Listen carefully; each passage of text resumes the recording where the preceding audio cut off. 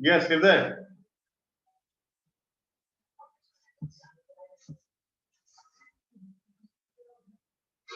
Are you there in class?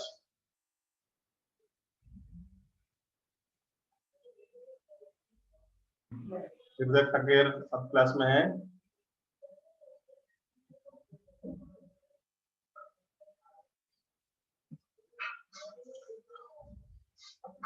Okay, चलिए देखते हैं फिर।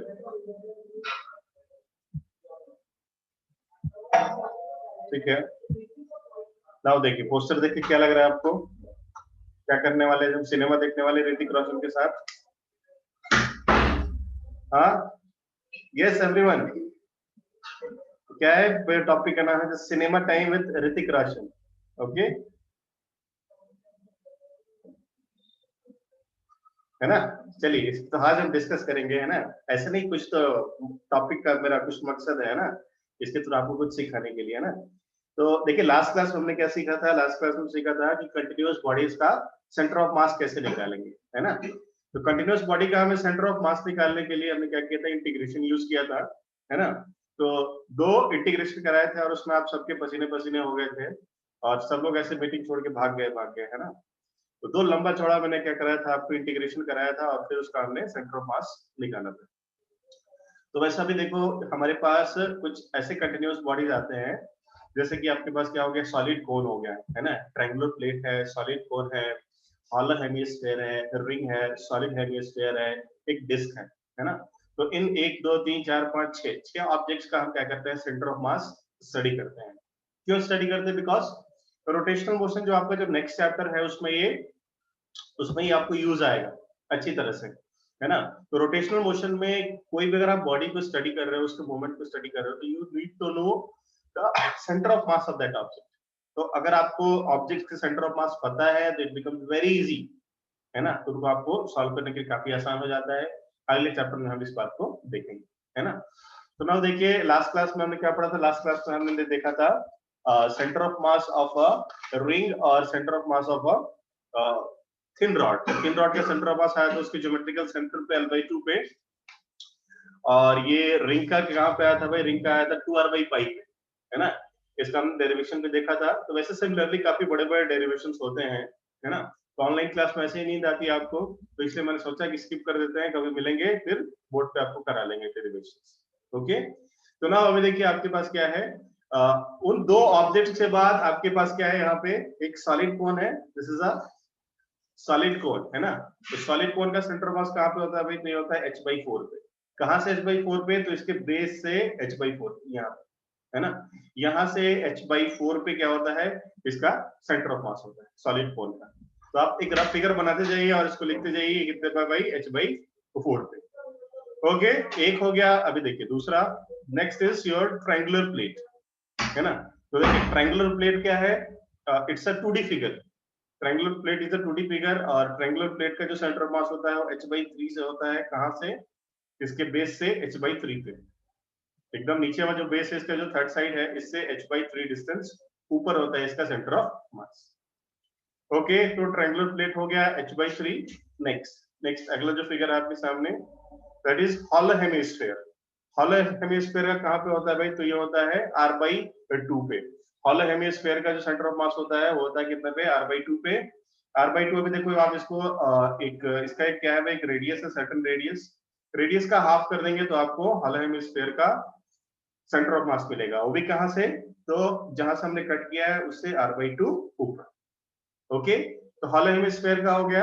नेक्स्ट देखिए, next is your half ring, है ना? हाफ रिंग मैंने करा रखा है आपको। हाफ रिंग का कितने पे आता है भाई? हाफ रिंग आता है 2R/5।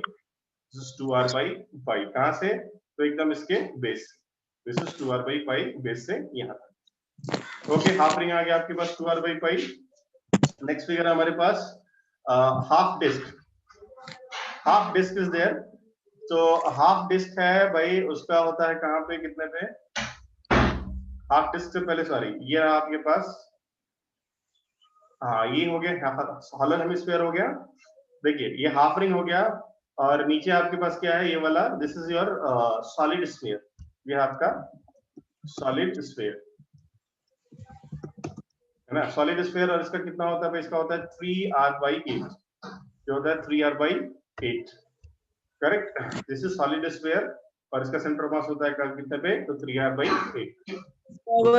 Next is half disc, है ना। हाफ डिस्क, हाफ डिस्क का कितने पे होता है भाई, तो हाफ डिस्क का होता है 4r/3π। हाफ डिस्क होता है आपका 4r/3π पे, उसका सेंटर ऑफ मास होता है। तो ये इतने सारे आपके पास 6 फिगर हैं, आपको बहुत ही ज्यादा काम आने वाले हैं। और अगर आप ध्यान से देखो, तो अगर हम किसकी बात करें, अगर हम यहाँ पे बात कर रहे हैं कि डिस्क की, कोई पूछे आपसे बताइए सेंटर ऑफ मास डिस्क का, तो आपको ये अंडरस्टूड होना चाहिए कि ये जो डिस्क बोल रहे हैं ना, ये गोल वाला डिस्क नहीं है ना। कौन सा डिस्क है भाई, ये हाफ डिस्क है। कौन सा डिस्क है, half disc, correct.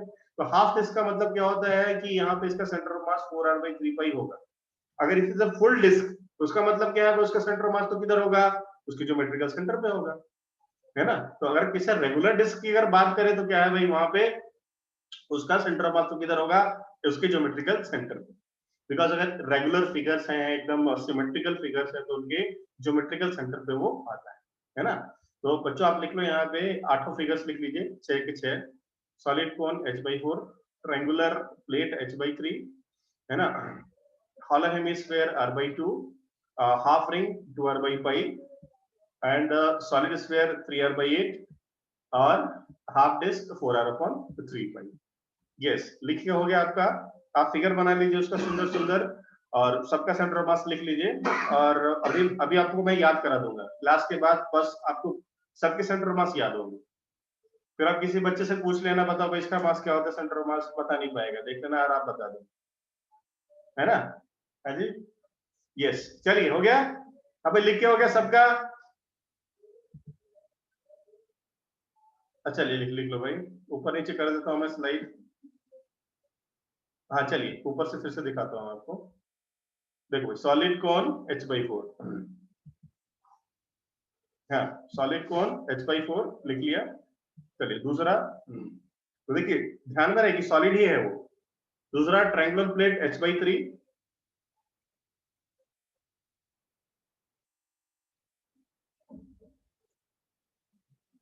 Triangular plate h/3 दूसरा हो गया।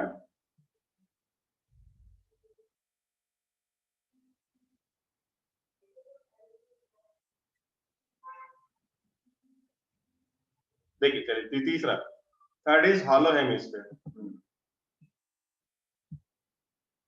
Hollow hemisphere r/2।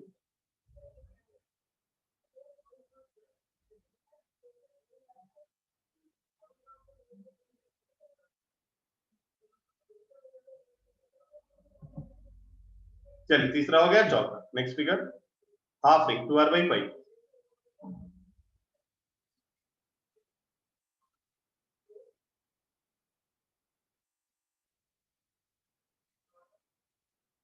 नेक्स्ट, ये लिखने की जरूरत नहीं, सिर्फ आप फिगर बनाइए, जो लिखा है उसकी कोई जरूरत नहीं। नेक्स्ट, हाफ रिंग हो गया। फिर सॉलिड स्फीयर, थर्ड देखना है, ये देखो थर्ड तो करा रखा है ना आपको, हाफ रिंग डेरिवेशन कराया था इसका अच्छे से।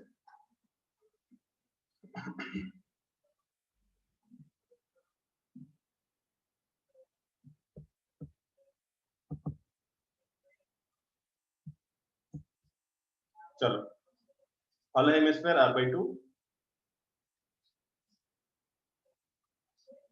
अच्छे फिगर है जी, 6 सेकंड लगते हैं बनाने में।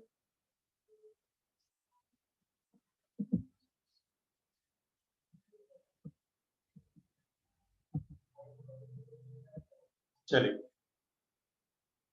हाफ रिंग हो गया भाई 2r/5। चलिए नेक्स्ट, सॉलिड स्फीयर 3r/8।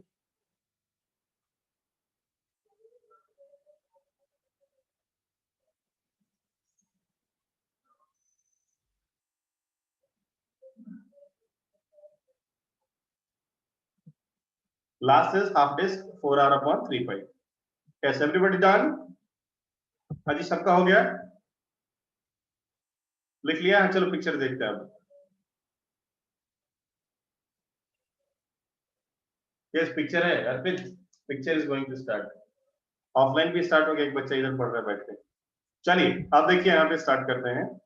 सो अब देखिए क्या होता है एग्जाम में डायरेक्टली आपसे पूछ दिया जाता है ना, नीट के एग्जाम में कई बार ऐसा आ चुका है कि बताइए सॉलिड कोन का सेंटर ऑफ मास कहाँ पे आता है ना, हॉलो हेमिस्फीयर का मास सेंटर ऑफ मास कहाँ पे आता है। सो हमें सेंटर ऑफ मास अभी सबका याद करके रखना है ना, तो उसके लिए अब देखिए यहाँ पे आपके लिए मैंने एक छोटा सा ट्रिक बना रखा है ना, कैसे याद करना है इसको एक फॉर्मूले के हिसाब से। तो यहाँ देखिए मैंने ऋतिक रोशन की फोटो लगाई है ना, अब इसके साथ एक और 2 फोटो और लगानी थी ना, तो उसमें थोड़ा कंफ्यूजन होता है। आपको जो ऐसा लगे आपको तो अपने दिमाग में फोटो लगा लेना है ना। तो इसके अगला वाला जो फोटो आता है ना, इसमें क्या है 2 अल्टरनेटिव्स है ना, आपको जो पसंद है वो लगा लेना। तो देखिए अभी मैंने एक क्या कहते हैं उसको ऐसा बोलते हैं ना कि गोल है तो उसकी डेफिनेशन होती है G for that, O for that, something ऐसा होता है। तो वो वैसा मैंने आपके लिए बना रखा है। तो देखिए वो क्या है, तो उसको ऐसे लिखते हैं, देखिए यहाँ पे C T, okay, this is H, this is R, okay, this is S and this is D, okay. ना अब देखिए ध्यान से, देखिए ये सी क्या है भाई, दिस इज सॉलिड कोन। देखिए मैं यहाँ पे लिखता भी जाता हूँ, दिस इज सॉलिड कोन। ध्यान देना भाई सारे बच्चे, अभी याद हो जाएगा आपको सारे के सारे centre of mass. T for triangular cone, T for triangular cone, and this H for hollow hemisphere. This H stands for hollow hemisphere. Okay, H stands for hollow hemisphere. This R stands for ring, है ना? R stands for half ring. R stands for half ring, and this S is a solid. S is a solid disk. S क्या है भाई? Solid disk है, वो भी half, है ना? Sorry, S is solid sphere. Sorry, S stands for solid sphere, वो भी half का, and D is disk. D क्या है भाई? आपका disk है ना? तो देखिए ये मैंने आपको यहाँ पे पूरा लिख दिया है ना। आप देखो इसको याद करने बहुत आसान होता है ना। देखिए ध्यान से, यहाँ पे क्या करेंगे हम, ऐसे लाइन बना देंगे, सबके कॉरस्पॉन्डिंग लाइन बना दिया, लाइन बना दिया, लाइन बना दिया, ओके। नाउ अभी देखिए यहाँ पे क्या लिखूंगा मैं, यहाँ पे लिखूंगा ऊपर न्यूमरेटर में, देखिए ध्यान से, न्यूमरेटर में लिखूंगा यहाँ पे मैं 2 3 4, 2 3 एंड 4। देखो अभी आपको तुरंत याद हो जाएगा, CTHRST है ना, और सबको आपने अपना नाम दे दिया, और नीचे क्या करना है, ऐसे 6 डैश बनाने हैं और ऊपर आपको नाम लिख देना है। तो नाम देखिए लिख दिया मैंने आपको 2 3 4। नाउ अभी देखिए यहाँ लिखेंगे 4 3 2। हाँ जी बच्चों, याद हो गया आपको? बताइए सब लोग, बताइए याद हो गया आपको? इतना याद हो गया एवरीवन, है ना? CTHRSD लिख दिया, CTHRSD, और फिर ऐसे डिवाइड कर देंगे, और फिर क्या उधर क्या लिखेंगे, 2 3 4 4 3 2, ओके। नाउ अभी देखिए अगला बताता हूं आपको,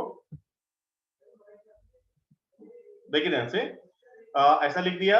नाउ अभी देखिए यहाँ पे आप और क्या लिखेंगे, ऊपर लिखेंगे, ऊपर लिखेंगे H H R, ओके, लिख दिया H H R, है ना।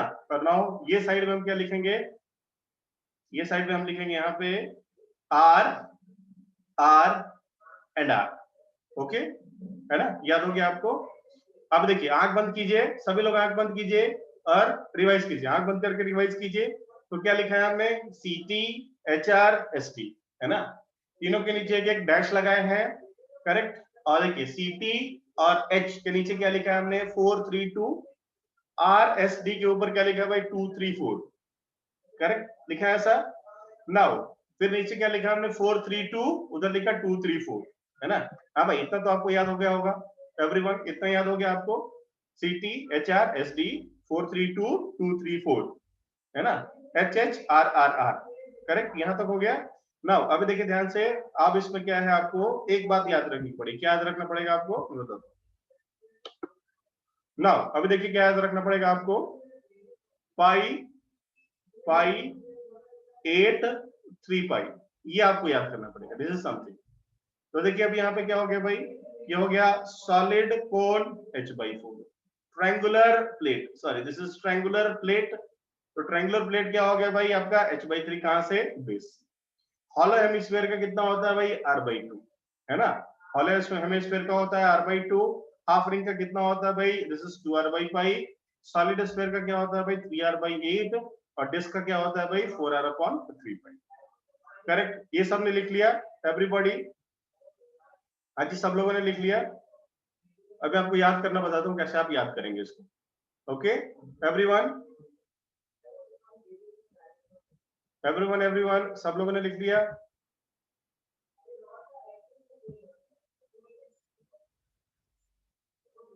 चलिए अभी देखिए ध्यान से। नाउ याद कैसे करना है। ऋतिक रोशन की फोटो मैंने क्यों लगाई, देखिए इसको, इसका मतलब क्या है। देखिए दिस इज CPHRSD, है ना। देखिए कैसे याद करना है। C फॉर सिनेमा, ठीक है। T for time, cinema time with Hrithik Roshan, with Hrithik Roshan, cinema time with Hrithik Roshan. And S for Sunny Deol, S for Sunny, DOEL, है ना। तो याद कैसे करेंगे भाई, cinema time with Hrithik Roshan and Sunny Deol, है ना। तो कुछ लोगों को जब 4-5 साल पहले पढ़ाते थे ना, तो उस टाइम पे कोई एक मूवी आई थी जिसमें एक देयर वाज अ हीरोइन, उसका नाम था श्रीदेवी, है ना। तो उस टाइम पे कुछ बच्चों ने फॉर्मूला बना लिया, cinema time Hrithik Roshan and Sridevi, है ना, ऐसा कुछ करके आया था। तो आप इस फॉर्मूले को ऐसे याद रख सकते हो, सिनेमा टाइम ऋतिक रोशन, सनी देओल और आइदर श्रीदेवी। तो देखिए C for solid cone, T for triangular plate, H for hollow hemisphere, R for ring and S for solid sphere and D for disc, है ना। याद करना आपको सिखाया कैसे लिखेंगे आप, डैश डैश डैश बना दो यहाँ पे और ऊपर लिखिए, यहाँ पे नीचे लिखिए 4 3 2 और इधर लिखिए 2 3 4, ऊपर आएगा आपका H H और बाकी में R R R R, okay. और 3 आपको याद रखना है क्या, पाई 8 एंड 3π, ये बस आपको याद रखना है ना। तो cinema time Hrithik Roshan and Sunny Deol याद हो गया। और आप नीचे क्या कर सकते हो, इसको लिख सकते हो फॉर्मूला, दैट्स ऑल, है ना भाई, आपको याद हो गया। यस, कितने लोगों को याद हो गया भाई? हाँ जी, कितने लोगों को याद हो गया? एवरीवन, है ना। कुछ ये ज्यादा हाई फाई नहीं है, टफ नहीं है कुछ भी, ये ज्यादा है ना। तो चलिए कल की क्लास में आपसे पूछूंगा, ठीक है। याद कर लीजिए एवरीवन। और ये बहुत इंपॉर्टेंट है, कहीं आपको मिलेगा नहीं ऐसा मटेरियल, ऐसे आपको। पहली बात तो स्कूल वगैरह में आपको ये डिस्क के ऊपर जाने ही नहीं देते, है ना भाई, बस हो गया, बहुत हो गया, है ना। तो डिस्क के आगे वाले फिगर्स आपको बताते ही नहीं पहली बात। तो फिर मैंने आपको ये सब बता दिया, करा दिया। अभी चाहो तो आपको मैं डेरिवेशन करा दूं, करा दूं क्या भाई डेरिवेशन? अब सिनेमा हो गया, यही था सिनेमा आज का। ओके, तो ऐसा करके आप याद कीजिए 4 3 2 2 3 4, है ना। दो पहले वाले दो में H H, बाकी में R R R, ओके। और नीचे फिर पाई 8 एंड 3π, वैसे आप लिख लीजिए, किसी का भी सेंटर ऑफ मास अगर आपसे पूछा हो वहां पे आप निकाल लीजिए। ओके, आगे बढ़े बच्चों, एवरीवन।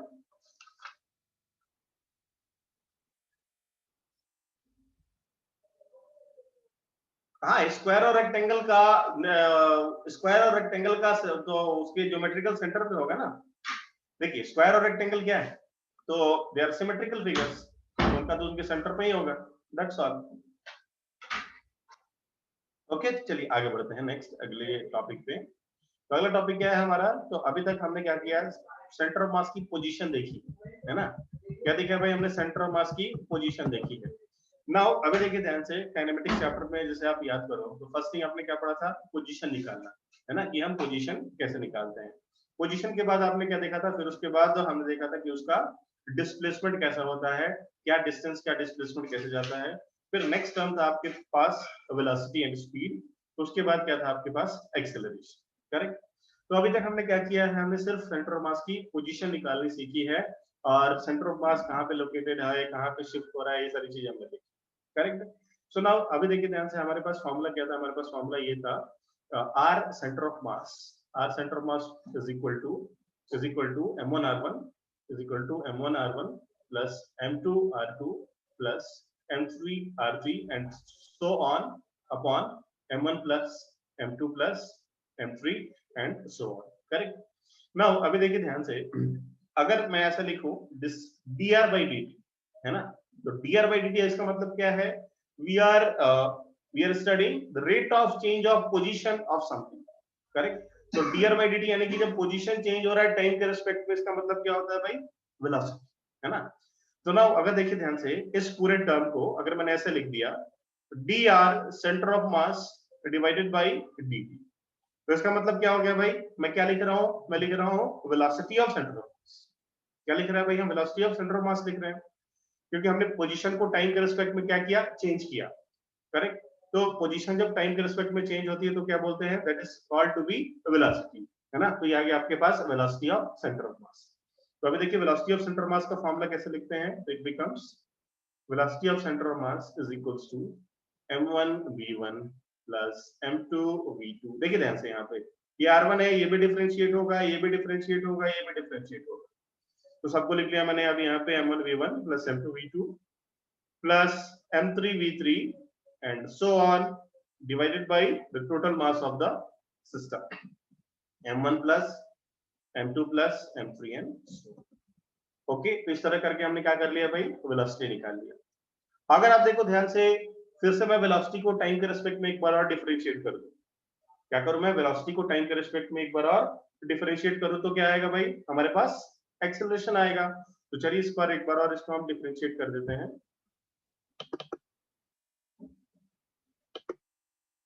यस, तो अब rate of change of velocity of center of mass, so it will become acceleration of center of mass। तो इसको लिखेंगे a com is equals to m1 p1 plus m2 a2 plus and so on divided by m1 plus m3 and so on।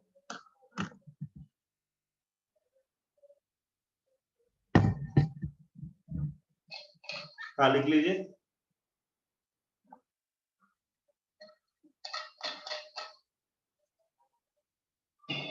Yes done everybody.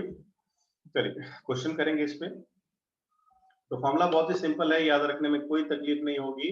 This is just m1 r1, तो ये m1 v1 and m1 a1। तो acceleration of centre of मास और velocity निकालने में आपको कोई तकलीफ नहीं होगी। ओके, तो फिजिक्स में आपको फॉर्मूला ज्यादा याद रखने की जरूरत नहीं है, एक फॉर्मूला एक दो फॉर्मूला भी आपको याद रहा तो चलता है, बस उसको अप्लाई कहाँ पे करना है, दैट इज इंपॉर्टेंट। नेक्स्ट चलिए क्वेश्चन करेंगे हम अगले सवाल। तो सवाल आपके सामने देखिए, दो मासेस है आपके पास। फर्स्ट एक मास है आपके पास 1 kg का, और ये जा रहा है 5 मीटर पर सेकंड की वेलोसिटी से at an inclination of 37 degree. और एक दूसरा मास है 1 kg का, है ना, जो कि ऐसे जा रहा है किधर, वेलोसिटी 10 मीटर पर सेकंड से at an angle of 37 degree, है ना। तो नाउ फाइंड कैलकुलेट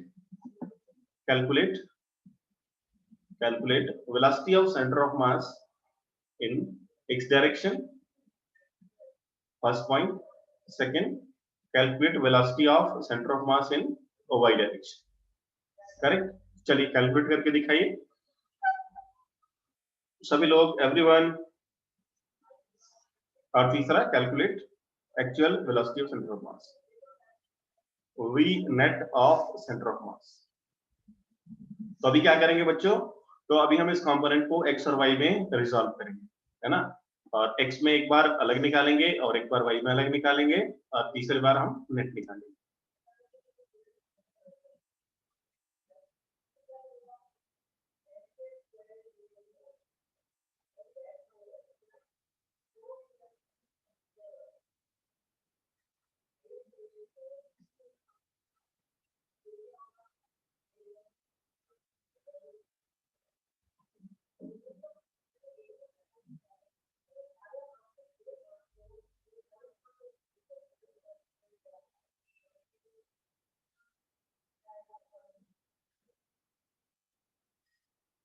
चलिए देखते हैं, सॉल्व करते हैं इसको। आंसर है किसी का?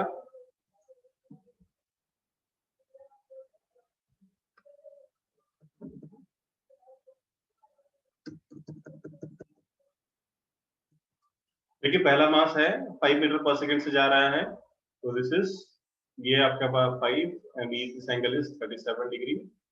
तो अभी देखिए ये यहाँ पे कितना आएगा, ये वेलोसिटी आएगी आपके पास 5 cos 37 डिग्री, और ये आएगा आपके पास ऊपर की तरफ 5 sin 37 डिग्री, है ना। फिर sin 37 cos 37 की वैल्यू अगर आपको नहीं याद है तो क्या करें, इसकी आपके पास है सरकारी ट्रायंगल, ये एंगल आपके पास 37 degree, this is 3, this is 4 and this is 5। तो यहाँ से देखेंगे sin 37 की वैल्यू कितनी होती है भाई, ये होता है आपके पास 3/4 cos 37 की वैल्यू, सॉरी 3/5 एंड cos 37 इसकी वैल्यू कितनी हो जाएगी भाई, तो इसकी वैल्यू होती है 4/5। ओके, आंसर है किसी बच्चे का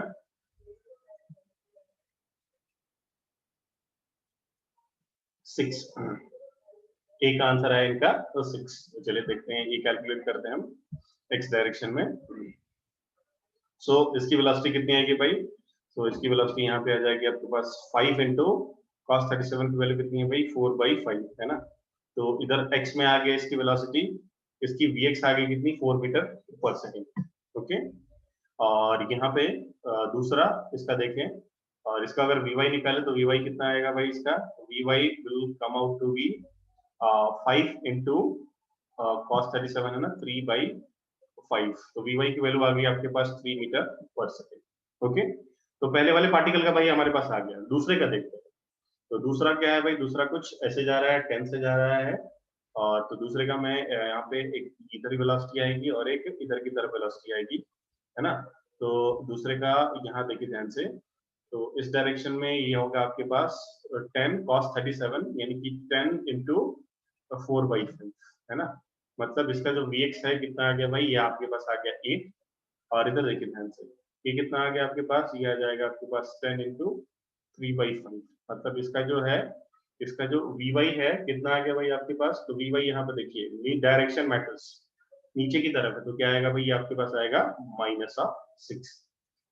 ओके, तो सबका हमने vx और vy निकाल लिया, तो चलिए अभी निकालते हैं velocity of centre of mass in x direction.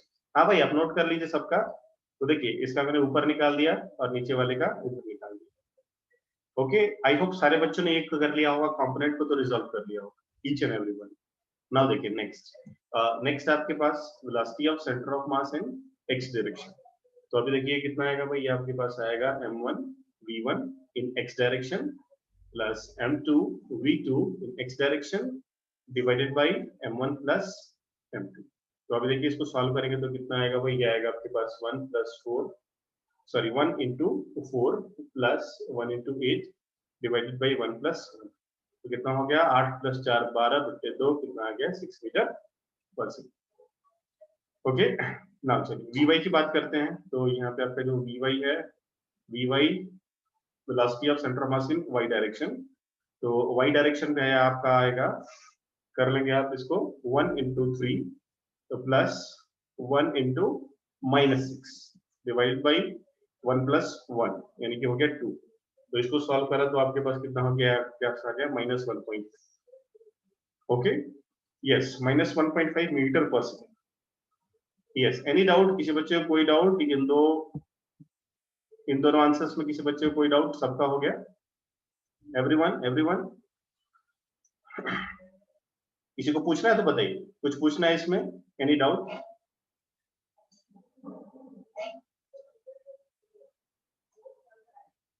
Okay चलिए, नो डाउट्स। नाउ नेक्स्ट, तो अभी देखिए सेंटर ऑफ मास की वेलोसिटी x और y डायरेक्शन में कुछ ऐसी आ रही है ना।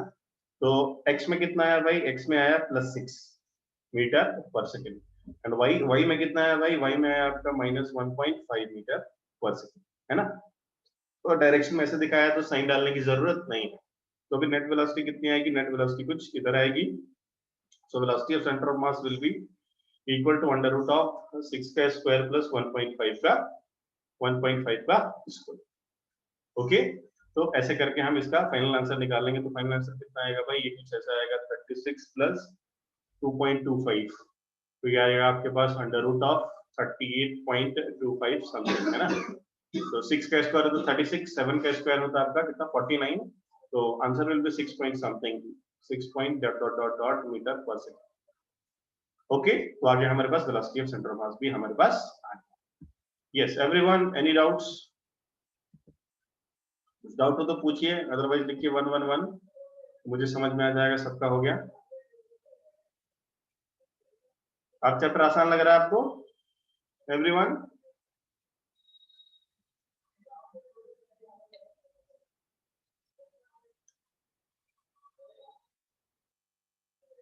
ओके चलिए अगला सवाल, नेक्स्ट क्वेश्चन आपके सामने। नेक्स्ट क्वेश्चन तो काफी लोग का आंसर आ चुका होगा।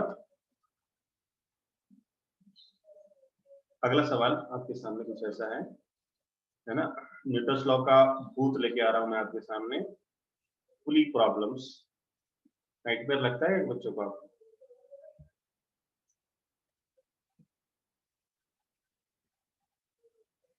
नेक्स्ट देखिए, पुली है, यहाँ पे 2 kg का मास है और यहाँ पे आपके पास 1 kg का मास है, और है ना, सिस्टम को हमने रिलीज कर दिया, सिस्टम को यहाँ पर रिलीज कर दिया। अभी आपसे पूछा गया है कि find the acceleration of centre of mass. Centre of mass का एक्सेलरेशन आप निकाल के बताइए। चलिए लग जाइए भाई, शुरू हो जाइए सब लोग। तो पहले क्या करेंगे, यहाँ पे फोर्स का कुछ तो कैलकुलेशन आ रहा है ना। तो इनकी फोर्स और एक्सेलरेशन की बात हुई तो अभी क्या करेंगे आप, पहले इसका एफबीडी बनाएंगे। एफबीडी बनाने के बाद क्या करेंगे आप, 2 इक्वेशन बनाएंगे, है ना। यहाँ पे आपके पास 2 मासेस है तो क्या करेंगे आप, दोनों के लिए F net is equal to M A, F net is equal to M A आप अप्लाई करेंगे, है ना। 2 इक्वेशन बनेगी, दोनों को सॉल्व करके क्या निकालेंगे आप, एक्सेलरेशन निकालेंगे, है ना। एक्सेलरेशन निकालेंगे और फिर क्या करेंगे आप, उसको फॉर्मूला लगा देंगे m1a1 plus m2a2 upon m1 plus m। चलिए करें स्टार्ट, बल्कि 1 मिनट, थोड़ा ज्यादा ले लो, 1.5 मिनट्स।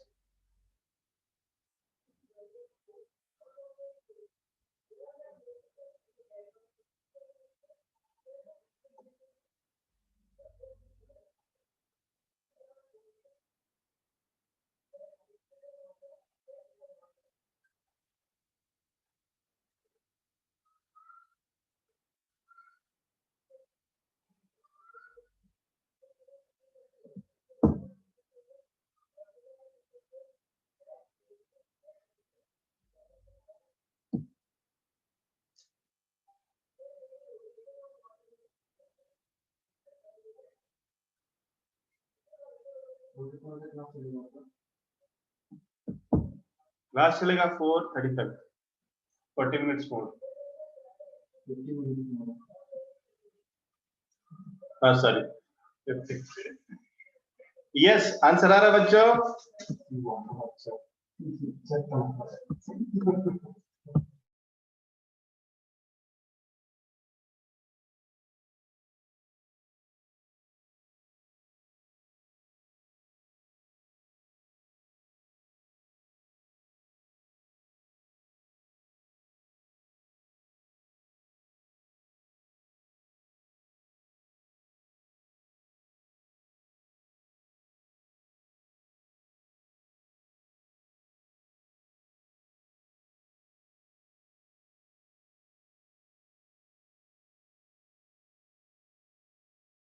हाँ, सिस्टम का सेंटर ऑफ मास किधर है कोई मतलब नहीं उसे, हमें है ना, किधर भी होने दो, पूछा नहीं गया है तो कोई मतलब नहीं उसे,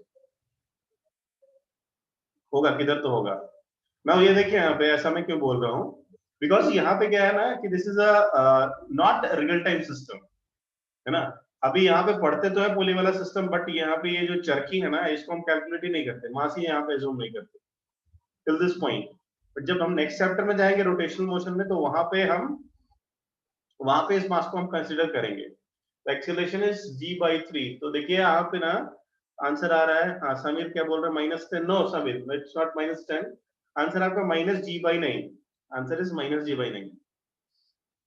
तो चलिए सॉल्व करते हैं, यहाँ पे देखिए ध्यान से सभी लोग। एक्सेलरेशन कितना है, सिस्टम का एक्सेलरेशन कितना है एवरीवन?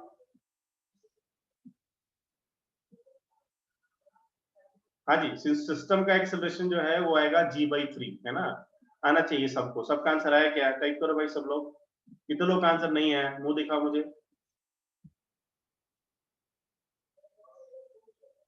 हाँ चलो एक बार बता देता हूँ जिनके लिए भूल गए होंगे ना, याद रहे, बहुत मुश्किल है, नामुमकिन है कि आपको याद रहे कुछ। तो देखिए सेंटर ये निकाल लेंगे इसका एपीडी, नीचे यहाँ पे क्या लग रहा होगा भाई, नीचे एमजी लग रहा होगा, ऊपर लग रहा होगा टेंशन, और इसका एक्सेलरेशन जाहिर सी बात है नीचे की तरफ होगा, क्योंकि क्या है भाई ये दिस इज अ हेवियर मास। ये 1 kg की बात करें तो 1 kg का एपीडी नीचे यहाँ पे mg, और ऊपर लग रहा है टेंशन, और ऊपर एक्सेलरेशन की तरह भाई ऊपर की तरफ, है ना। तो चलिए इसके लिए हम इक्वेशन लिख लेंगे, तो इक्वेशन लिखते हैं 1 kg के लिए, तो 1 kg का इक्वेशन आएगा t minus mg is equals to ma, है ना, इक्वेशन नंबर 1। इक्वेशन नंबर 2 देखिए सही, दूसरी इक्वेशन क्या है, तो यहाँ पे क्या लिखेंगे हम, इक्वेशन लिखेंगे mg minus t is equals to ma, ये हो गया आपके पास इक्वेशन नंबर 2, है ना। दो इक्वेशन आपने लिख लिया, दोनों का आप क्या करेंगे भाई, सॉल्व करेंगे। सॉल्व करेंगे तो यहाँ से आपके पास इक्वेशन सही लिखी है क्या, हाँ जी इक्वेशन सही है ना। तो देखिए यहाँ से क्या होगा, इसको लिख लेते हैं भाई, आप लिख लो यहाँ पे m1g, इसको लिख लीजिए m2g, नहीं तो क्या है m1 mg से mg काट देते हैं। तो देखिए सॉल्व करेंगे, टेंशन से टेंशन क्या हो गया यहाँ पे कैंसिल आउट हो जाएगा, और सॉल्व करेंगे तो एक्सेलरेशन की वैल्यू आ जाएगी आपके पास g/3, है ना। एक्सेलरेशन की वैल्यू आ जाएगी आपके पास g/3। कैसे हुआ नहीं समझ में आया ये तो आप मुझसे फिर पूछिए क्लास के बाद, ओके ना। अभी देखिए ध्यान से, तो ये क्या है, this is a constant motion, क्या है भाई ये कांस्टेंट मोशन। कांस्टेंट मोशन में मैंने आपको क्या बताया था, मैंने आपको ये बताया था कि ये देखिए ये पार्टिकल जितना ऊपर जा रहा है, ये पार्टिकल जितना ऊपर जाएगा उतना ही ये नीचे है ना। अगर ये 3 मीटर पर सेकंड की वेलोसिटी से ऊपर जा रहा है तो ये 3 मीटर पर सेकंड की वेलोसिटी से नीचे है ना। समझ रहे हैं ना। अगर मान लीजिए इसका एक्सेलरेशन 3 मीटर पर सेकंड स्क्वायर है तो इसका भी एक्सेलरेशन क्या होगा, 3 मीटर पर सेकंड स्क्वायर ही होगा, because they are constant to move. मतलब क्या है भाई, उनका वो बंधे हुए एक रस्सी से, है ना, इधर आप जा नहीं सकते। तो नाउ अब देखिए फॉर्मूला क्या है हमारे पास, फॉर्मूला है m1 a1 plus m2 a2 divided by m1 plus m2। तो नाउ एक्सेलरेशन क्या होगा आपका, एक्सेलरेशन हो जाएगा सेंटर ऑफ मास का m1। m1 का कितना है भाई, m1 का मास है 1 kg, एक्सेलरेशन है g/3 किधर, ऊपर की तरफ। देखिए ध्यान से m1 किधर जाएगा अभी, तो भाई m1 तो किधर जाएगा भाई, m1 ऊपर जाएगा, ऊपर को मानते हैं पॉजिटिव, तो यहाँ पे लिखेंगे acceleration a1 into g/3 plus 2 into minus g/3, क्या लिखे भाई 2 into minus g/3 divided by total mass, divided by total mass, तो टोटल मास कितना हो गया आपके पास, आ गया 3, करेक्ट। तो चलिए आप इसको सॉल्व कर लीजिए, सॉल्व करेंगे तो ये कितना आएगा, ये आ जाएगा आपके पास माइनस g/3 डिवाइडेड बाई 3। तो इसको सॉल्व किया तो आंसर आ जाएगा आपके पास माइनस g/9, यानी कि जो सेंटर ऑफ मास है वो किधर आ रहा है भाई, वो आ रहा है नीचे की तरफ, करेक्ट। तो आपने पढ़ा रखा कि जहां जो आपका जो हेवियर मास है जिधर शिफ्ट होता है तो सेंटर ऑफ मास भी उधर शिफ्ट हो जाता है। Centre of mass sorry heavier object जिधर मूव कर रहा है सेंटर ऑफ मास भी उधर ही मूव करेगा, हेवियर ऑब्जेक्ट जिधर एक्सेलरेट कर रहा है सेंटर ऑफ मास भी उधर ही एक्सेलरेट करेगा, दैट्स ऑल, ओके। यस आज सबको समझ में आया, यस एनी डाउट्स, किसी बच्चे को कोई डाउट,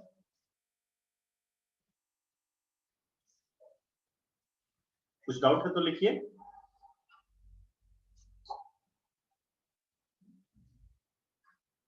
ओके चलिए आगे बढ़ते हैं। सो हाँ बिल्कुल 2 kg का ब्लॉक नीचे जाएगा, यस 2 kg का ब्लॉक बिल्कुल नीचे जाएगा। अब क्या डाउट है आगे बताइए।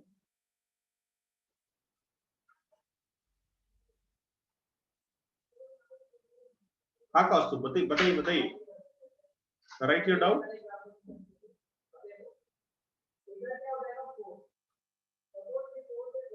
हाँ बिकॉज नीचे वाली डायरेक्शन को नेगेटिव लेते हैं, देखिए ना, प्लस वाई माइनस वाई, है ना, ऊपर लिया तो प्लस, नीचे आया तो माइनस, ओके। हाँ ठीक है चलिए। तो फिर आपको ना जब पोजीशन ऑफ सेंटर ऑफ मास बताया था ना, तो उसमें आपको एक टॉपिक ये भी बताया था कि अगर मान लीजिए कोई ऑब्जेक्ट है, दो ऑब्जेक्ट है मेरे पास, दो ऑब्जेक्ट है, हेवी हेवी ऑब्जेक्ट है, और मैंने क्या किया इनिशियली, ये है पोजीशन, है ना, ये है first position, this is second position, और फिर यहाँ पे क्या किया मैंने, इस पोजीशन से ये वाले मास को क्या कर दिया, कुछ यहाँ शिफ्ट कर दिया, है ना। तो मैंने आपको बताया था कि अगर मान लीजिए इनिशियली अगर सेंटर ऑफ मास कुछ यहाँ पे है और आपने क्या किया, इस ब्लॉक को यहाँ पे ऐसे शिफ्ट कर दिया, तो अगर आपने इसको इधर शिफ्ट कर दिया तो क्या होगा भाई, सेंटर ऑफ मास का भी थोड़ा थोड़ा मूवमेंट इधर हो जाता है ना।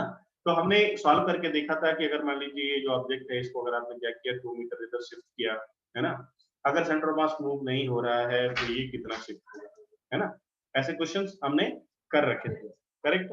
तो चलिए अभी ऐसा एक और सवाल करते हैं एक रिवीजन के लिए, और जस्ट इससे कनेक्टेड टॉपिक्स हम आगे बढ़ेंगे।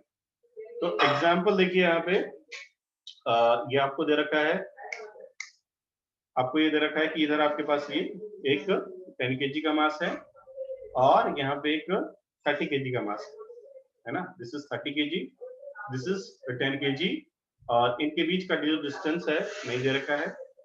इन्होंने ऐसा बताया कि ये 10 kg का जो मास है इसको 7 सेंटीमीटर ऊपर शिफ्ट कर दिया, है ना। 7 सेंटीमीटर क्या कर दिया भाई, ऊपर शिफ्ट कर दिया। और सवाल आपसे ऐसा पूछ रखा है कि by what distance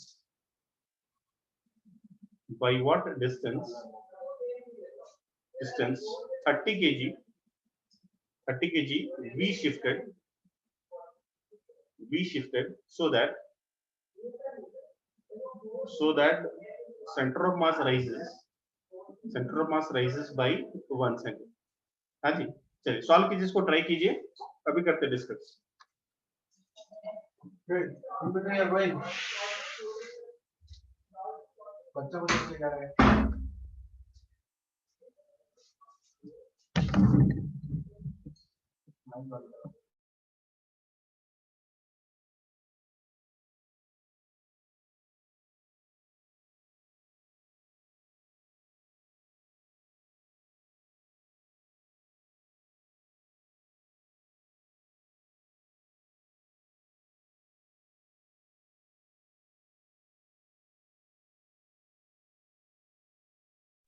इस चैप्टर में आप जो भी आप क्वेश्चंस करेंगे ना वो IIT-JEE के टफ क्वेश्चन होंगे, पर देखना आप कॉन्सेप्ट आपने एक बार समझ लिया फिर आप कैसे उसको चुटकियों में सॉल्व कर देंगे ऐसे।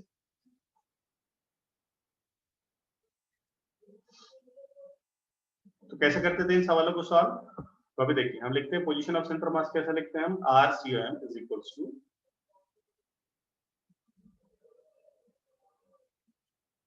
M1 R1 plus M2 R2 divided by M1 plus M, है ना, ऐसा लिखते थे।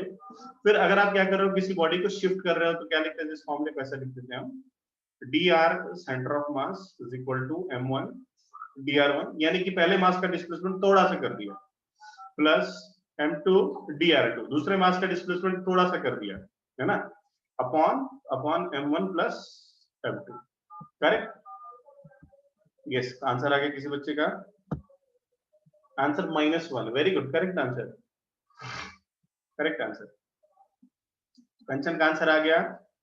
बाकी क्या कर रहे हैं आप लोग, 1 सेंटीमीटर डाउन, वेरी गुड। कौस्तुभ का आंसर आ गया।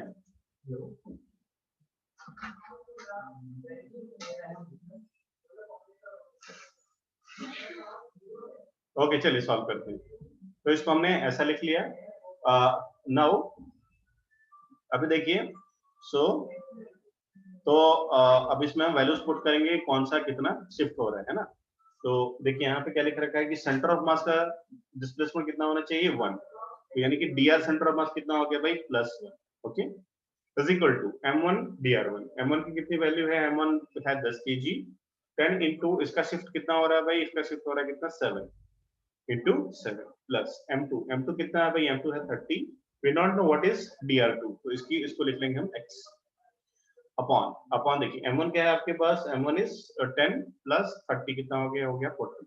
सॉल्व कर लेंगे अब इसको आप, तो सॉल्व करेंगे तो ये कितना आ जाएगा भाई, ये आपके पास आ जाएगा 40 इक्वल टू 70 प्लस 30x, है ना भाई। आपने यहाँ पे सॉल्व किया तो कितना हो जाएगा, ये -30 इक्वल टू हो गया 30x। तो यहाँ से आपके पास जो है डेल्टा x की वैल्यू कितनी आ गई, -1 सेंटीमीटर। तो इसका मतलब क्या है, ये आपके पास ये मास है, ये आपके पास इधर है, इसको आप ऊपर 7 लेके गए तो इसको नीचे कितना लेना पड़ेगा, आपको 1 लेना पड़ेगा, तब जाके सेंटर ऑफ मास आपका +1 शिफ्ट होगा। यस, वेरी गुड, 2-3 बच्चों का आंसर आ गया, कांग्रेचुलेशंस। सूरज, समीर, साहिल, वेरी गुड। ओके, चले अगला सवाल करते हैं। चलिए अगला सवाल, नेक्स्ट। इज एनी डाउट, किसी बच्चे को कोई डाउट? एवरीवन?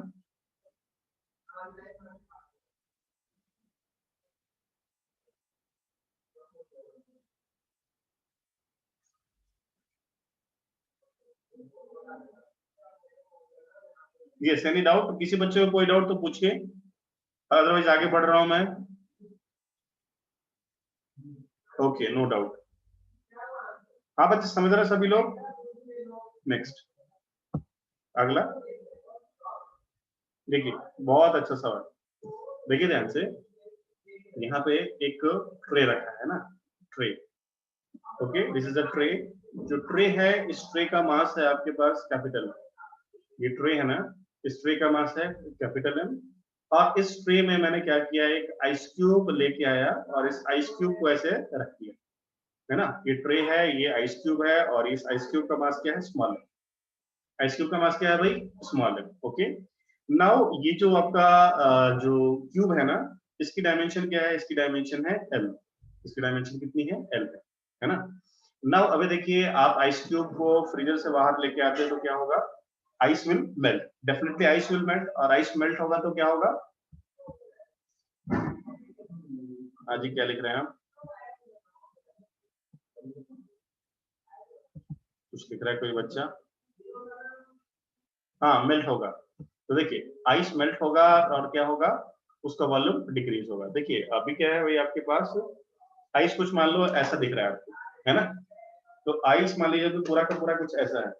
अगर आइस मेल्ट होगा तो क्या होगा, ये इतना तक बच जाएगा, बराबर क्या है ना। ये इतना हो जाएगा, फिर और मेल्ट होकर इतना हो जाएगा, है ना। तो अभी देखिए, आइस अगर ऐसे नीचे नीचे आ रहा है ना, तो इसका सेंटर ऑफ मास भी क्या करेगा, ऐसे ऐसे मूवमेंट करेगा। करेक्ट, सेंटर ऑफ मास का भी क्या होगा, यहाँ पे मूवमेंट होगा। तो चलिए, सवाल आपके सामने क्या दे रखा है, क्वेश्चन आपके सामने कुछ ऐसा दे रखा है कि, क्वेश्चन ऐसा दे रखा है कि in a gravity free space, in a gravity free space, सवालों पे ध्यान दीजिएगा।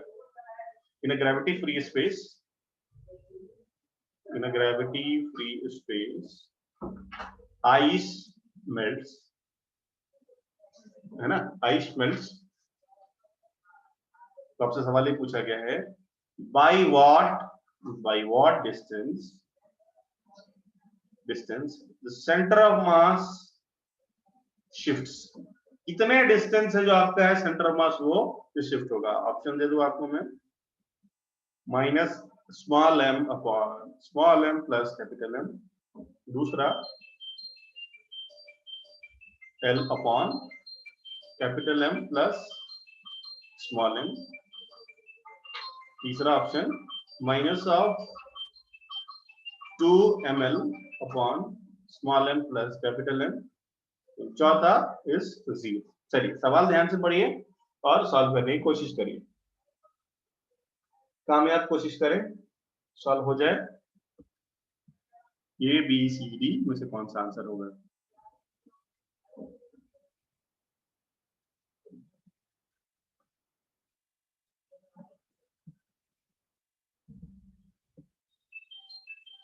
समझदार बच्चे का आंसर आ गया।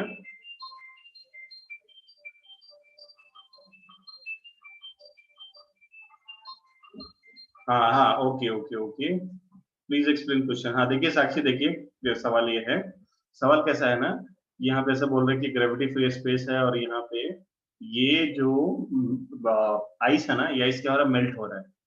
अभी देखिए, मान लीजिए अभी आइस कुछ ऐसा है ना, तो थोड़ी देर बाद क्या होगा, आइस मेल्ट कर रहा है तो इसकी हाइट कुछ ऐसे रह जाएगी, है ना। और जो बचा हुआ पानी है वो ट्रे में आ जाएगा। थोड़ी देर बाद आइस और ऐसा आपका मेल्ट होगा, है ना। तो मैं ये पूछ रहा हूँ कि बताइए कि अगर ये मेल्ट हो रहा है ग्रेविटी फ्री स्पेस में, ध्यान से देखिए, ग्रेविटी फ्री स्पेस में, तो इसका सेंटर ऑफ मास, अभी मान लीजिए सेंटर ऑफ मास मान लीजिए यहाँ पे, ये इसका क्या है, ज्योमेट्रिकल सेंटर है, सेंटर ऑफ मास अभी यहाँ पे। तो अभी आइस क्या हो रहा है, ऊपर से मेल्ट हो रहा है, तो सेंटर ऑफ मास अपनी उसी पोजीशन पे नहीं रहेगा, थोड़ा अभी नीचे आ जाएगा, है ना। तो ये आपसे पूछ रहे हैं कि बताइए सेंटर ऑफ मास कितना नीचे आएगा, है ना। हाँ साक्षी, सवाल क्लियर है आपको, क्वेश्चन क्लियर है?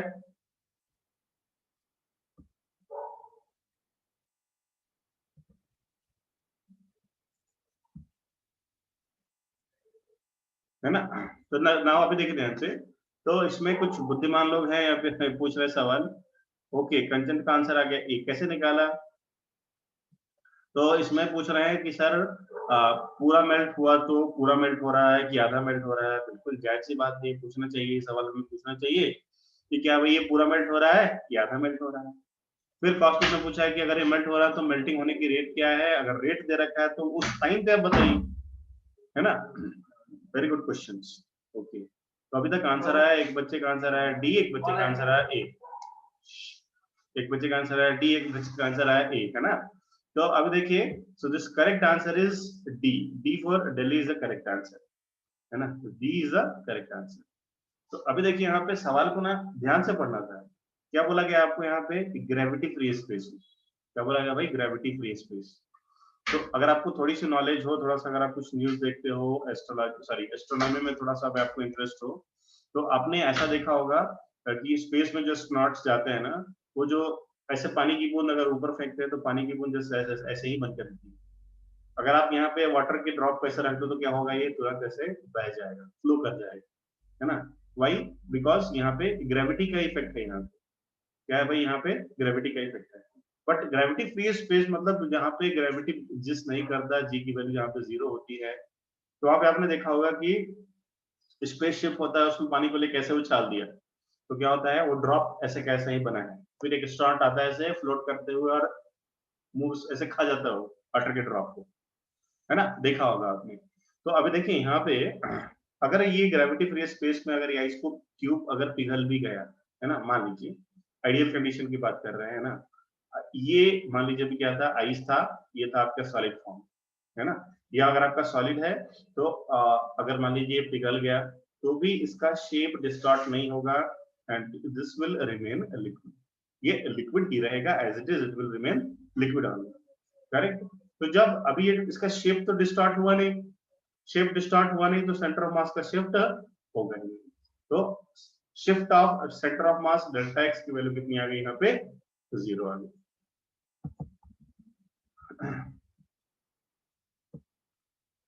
यस, सेंटर ऑफ मास कहाँ रहेगा? एकदम उसी पोजीशन पर रहेगा, कहीं भी चेंज नहीं होगा। यस बच्चों, एनी डाउट?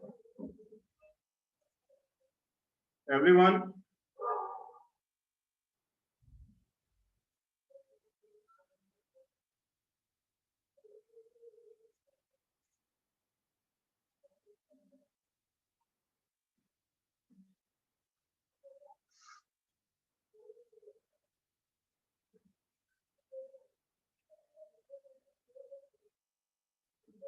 ओके, चलिए आगे बढ़ते हैं हम। तो यहाँ पे क्या हुआ भाई? आपने काफी कुछ सीख लिया सेंटर ऑफ मास का, कंटिन्यूअस बॉडीज के वो सब सीख लिए, और फिर हमने ये देख लिया मूवमेंट अगर हो रहा है सेंटर ऑफ मास का तो क्या होता है, तो भी आपने देख लिया। D R C M is equal to m1 x1 plus m2 x2 upon m1 plus m2। तो जो जहां जितना शिफ्ट करता है वहां पे उसकी वैल्यू डाल दीजिए, और जो पूछा गया अननोन आप सॉल्व करके क्वेश्चन सॉल्व करके आंसर लिखे आए। ओके, अगर आपको मान लो पूछा रहा है कि ये सेंटर ऑफ मास शिफ्ट नहीं करता है तो डी आर सेंटर ऑफ मास कितना होता है? जीरो। फिर फॉर्मूला क्या बन जाता है आपके पास? m1 x1 plus m2 x2 is equal to zero. ये फॉर्मूला बन जाता है, यहाँ पे वैल्यू पुट कीजिए, आंसर लिखिए। ओके, नाउ चलिए अब थोड़ी इंपॉर्टेंट बात डिस्कस करेंगे। ओके, उससे पहले हाँ, कितने बच्चों का एग्जाम हो गया? कितने बच्चों का एग्जाम हो गया? फिर एक एग्जाम बचे हैं।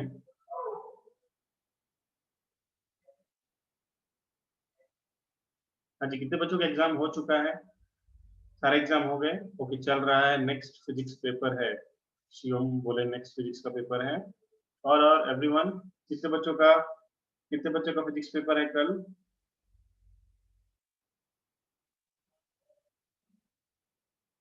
बस 2 बच्चों का पेपर है।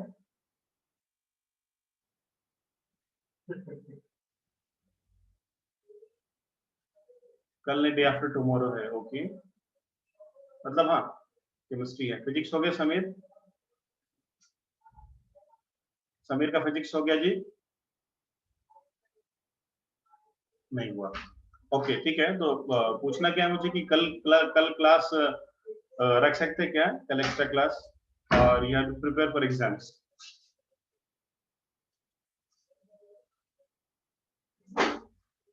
कल एक्स्ट्रा क्लास रखेंगे कि आप अपने एग्जाम के लिए पढ़ेंगे? जल्दी बताओ फास्ट। चलेगा? क्या चलेगा?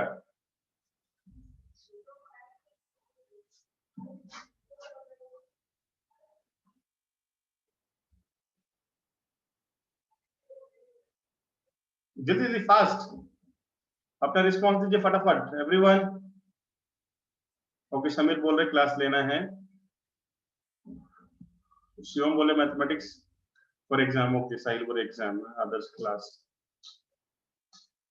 फटाफट फटाफट। अरे भाई तुम्हारे भलाई के लिए पूछ रहा हूँ, जल्दी जल्दी बताओ। 1 2 3 4, 4 आगे क्लास के लिए। 6 रिस्पॉन्स मिल गए, 10 बचे हैं, 9 बचे हैं। अब क्लास लेना है नहीं लेना है? कल एग्जाम दिसंबर में है क्लास। ओके ओके, तो फिर काइनेमेटिक्स का हम रिवीजन ले लेंगे कल की क्लास में। टाइमिंग मैं आपको बताता हूँ। Okay, try to put revision class. Okay okay okay okay, चलिए आगे बढ़ते हैं। सो नेक्स्ट देखिए ध्यान से, तो डिस्कस करेंगे। आधे बच्चे बोल रहे हैं आना है, आधे बच्चे नहीं आना, जो भी देखिए क्लास की बात में ना। अभी देखिए यहाँ पे अभी सेंटर ऑफ मास का very very very very very very important topic अभी मैं आपको बताने जा रहा हूँ, है ना। तो जब भी एग्जाम में जब आपसे क्वेश्चन पूछते हैं ना, तो क्वेश्चन काफी क्या होगा, बड़ा सा होगा, है ना, काफी कॉम्प्लेक्स होगा। बट अगर आपको ये वाले कॉन्सेप्ट्स आएंगे तो उनका सॉल्यूशन 2 से 3 लाइन में निकलता है ना। तो जैसे अभी आपने पिछला वाला ये वाला सवाल देखा कि ये आइस क्यूब है, ये एल लेंथ है, और देखो ये लंबा चौड़ा कैलकुलेशन इतना है, minus M L, but answer क्या है यहाँ पे इसका? तो 0। तो यहाँ भी आपको ये सारे कॉन्सेप्ट अच्छे से समझने हैं। आपने अच्छे से कॉन्सेप्ट समझ लिया तो इस पे बेस्ड जो क्वेश्चन है वो काफी आसानी से हो जाएंगे। ओके, ना अभी देखिए ध्यान से, अभी पूरे फॉर्मूले अगर मैं फिर से एक बार लिखूं तो फॉर्मूला क्या है हमारे पास? R centre of mass. देखिए इन फॉर्मूले पे ही कॉन्सेप्ट हमारे निकल के आएंगे, है ना। तो ऐसा नहीं कि टाइम पास के लिए मैं फॉर्मूले बार बार लिख रहा हूँ, फॉर्मूले से ही कॉन्सेप्ट को अभी हम सीखने जा रहे हैं। आज के हमका फॉर्मूला क्या था भाई? This was m1r1 plus m2r2 plus and so on till mn तो कोई अनंत मास है और उसका डिस्टेंस rn है, upon total mass m1 plus m2 plus and so on till mn। Okay, इसी को फिर से डिफरेंशिएट करते तो क्या मिलता है भाई? हमें क्या मिलता है? हमें मिलता है वेलोसिटी ऑफ सेंटर ऑफ मास, और इसका फॉर्मूला हम लिखते हैं m1 v1 plus m2 v2 plus mn v, है ना, अपॉन डिवाइडेड बाई फिर से total mass m1 plus m2 plus mn। Okay, फिर एक और बार इसको हम डिफरेंशिएट करेंगे तो क्या मिलेगा भाई? हमें एक्सेलरेशन मिलेगा। Now acceleration of centre of मास को हम कैसे लिखेंगे? It is m1 a1 plus m2 a2 plus dot dot dot mn a divided by m1 plus m2 plus and so on till okay.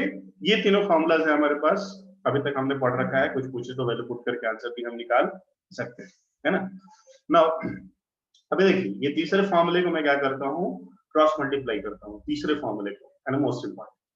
तो अभी देखिए ध्यान से, अगर तीसरे फॉर्मूले को मैं ऐसे क्रॉस मल्टीप्लाई करूँ तो क्या आएगा भाई? ये आएगा हमारे पास m1 plus m2 plus m3 plus and so on multiplied by acceleration of center of mass is equal to m1 e1 plus m2 a2 plus m3 a3 and so on, correct. तो ना अभी देखिए ध्यान से, ये जो हमारा m1 m2 है सारे मिलके टोटल क्या बना रहा है? सिस्टम का एक टोटल सिस्टम का मास बना रहा है।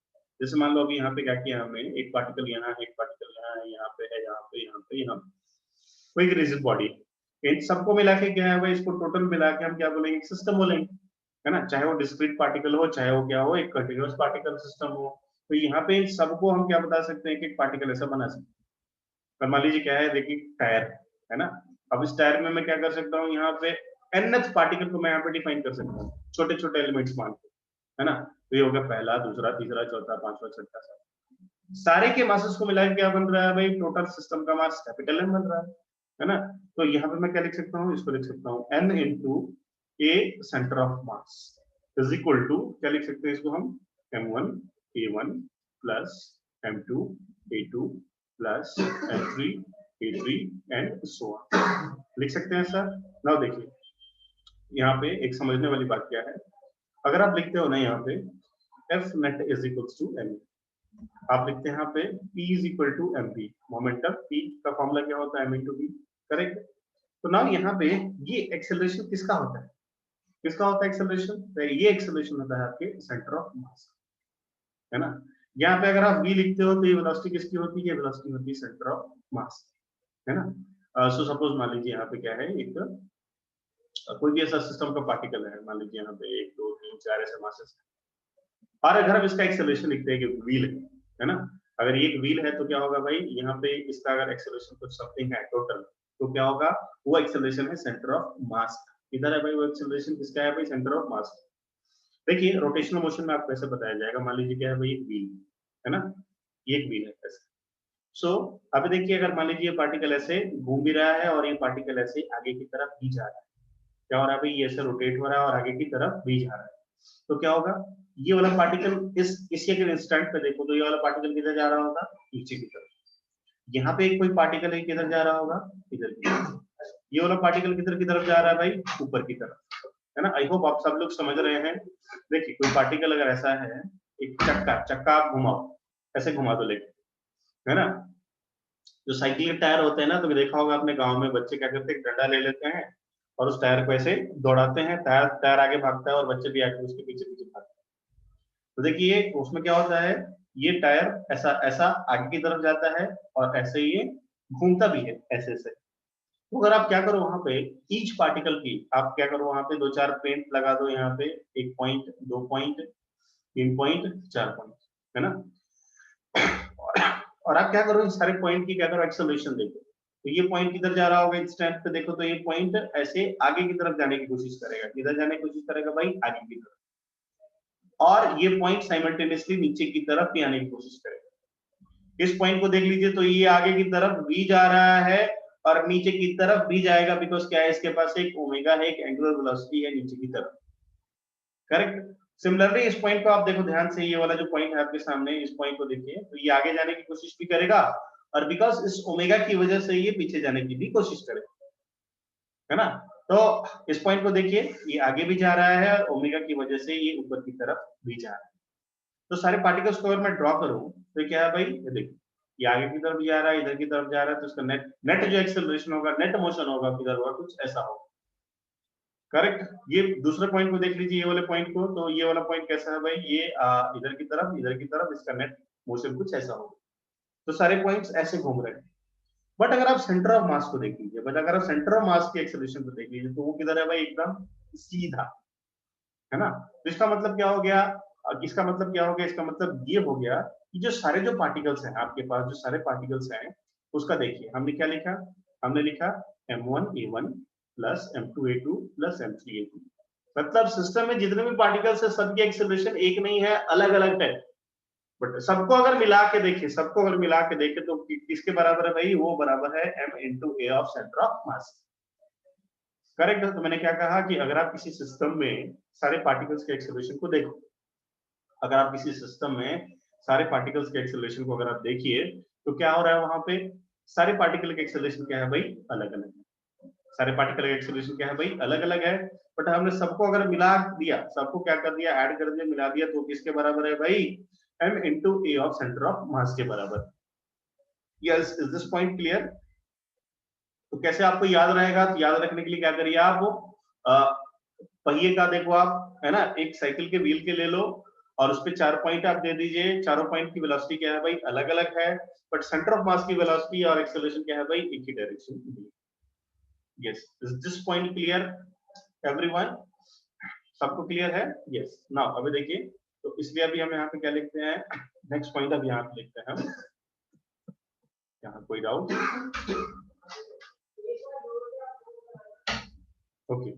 सो नाउ अब मैं इसको ऐसा लिख सकता हूँ, F net is equal to m into a of centre of mass, है ना। ये बात हमारी क्लियर होगी, F net is equal to m into centre of mass. Now देखिए ध्यान से, इस लाइन को और आगे बढ़ाते हैं तो इसको मैं क्या लिख सकता हूँ, इसको लिख सकता हूँ F net okay is equal to, देखिए m1 इंटू a1, तो इसको मैं लिख सकता हूँ f1, इसको मैं लिख सकता हूँ f2 plus f3 and so on लिख सकते हैं ऐसा है ना। तो इसको हमने ऐसा लिख दिया f net is equal to f1 plus f3 and so on okay, लिख लीजिए इस बात को।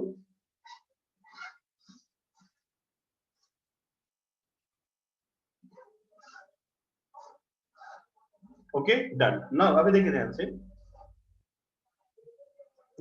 सो यहाँ पे अगर मैं लिखूं acceleration of centre of mass, तो ये क्या आएगा भाई, it will come out to be F net upon M, F net upon M okay. Now most important thing, अगर मैं आपसे ये बोलूं कि ये जो है हमारा acceleration of centre of mass क्या हो गया भाई, ये हो गया हमारा zero, acceleration of centre of मास हो गया जीरो। सो ये पार्टिकल A1 है, इसके एक्सेलरेशन के बारे में कमेंट करेंगे, ये पार्टिकल A2 है, इसके एक्सेलरेशन के बारे में देखेंगे, पार्टिकल A3 के एक्सेलरेशन के बारे में देखेंगे। समझिए इस बात को ध्यान से। तो मान लो ये आपका क्या एक सिस्टम है और यहाँ पे पार्टिकल ऐसे जा रहा है, ये पार्टिकल ऐसे जा रहा है, ये पार्टिकल ऐसे जा रहा है, ये पार्टिकल कुछ ऐसे जा रहा है ना। तो मैंने यहाँ पे 4 पार्टिकल लिए। अब मैं आपको ऐसा बोलूं कि सिस्टम पे एफ नेट क्या हो गया, 0 हो गया है ना। सॉरी, सिस्टम पे हमने क्या बोला, मैंने ये बोला आपको कि सिस्टम का एक्सेलरेशन क्या हो गया भाई, 0 हो गया है ना। तो A1 क्या होगा, A2 क्या होगा, A3 क्या होगा, करेक्ट। तो आपको ये पता है कि सिस्टम का जो एक्सेलरेशन होता है, इसका एक्सेलरेशन, इसका एक्सेलरेशन, इसका एक्सेलरेशन, सारे पॉइंट्स के एक्सेलरेशन को जोड़ के लिखते हैं, तब आता है हमारा सिस्टम का एक्सेलरेशन है ना। तो इस बात पे कंफ्यूजन क्या रहती है कि अगर सेंटर ऑफ मास का एक्सेलरेशन 0 है तो सारे पॉइंट का एक्सेलरेशन भी 0 है, लोग ऐसा एज्यूम कर लेते हैं, बट ऐसा होता नहीं। देखिए ध्यान से, अभी यहाँ पे ये पार्टिकल है, इसका एक्सेलरेशन हो सकता है -1 हो और इसका एक्सेलरेशन क्या हो भाई, +1। ये पार्टिकल है, इसका एक्सेलरेशन मान लीजिए कितना है, +2 है, इसका एक्सेलरेशन कितना है भाई, मान लीजिए -2, करेक्ट। तो अगर इन सबको हमने जोड़ दिया तब क्या आएगा भाई, एक्सेलरेशन ऑफ सेंटर ऑफ मास आएगा 0 है ना। सबको जोड़ दिया तो क्या आ रहा है भाई, acceleration of centre of mass आ रहा है 0। इसका मतलब ये नहीं कि A1 भी 0 हो, A2 भी 0 हो, A3 भी 0 हो, करेक्ट। तो हमें इस बात को समझना है कि अगर कोई आपके पास एक सिस्टम ऑफ पार्टिकल है और उसमें सेंटर ऑफ मास का एक्सेलरेशन 0 है, तो इसका मतलब ये नहीं कि क्या हो भाई, इंडिविजुअल पार्टिकल के एक्सेलरेशन भी 0 हो, है ना। हो सके ये कुछ प्लस हो, ये कुछ माइनस हो, ये प्लस हो, ये माइनस हो, और सबको मिला के क्या आ रहा है भाई, सेंटर ऑफ मास आपका 0 आ रहा है ना। तो हमें यहाँ पे लिखना है is not equal to 0, not equal to 0, not equal to 0, this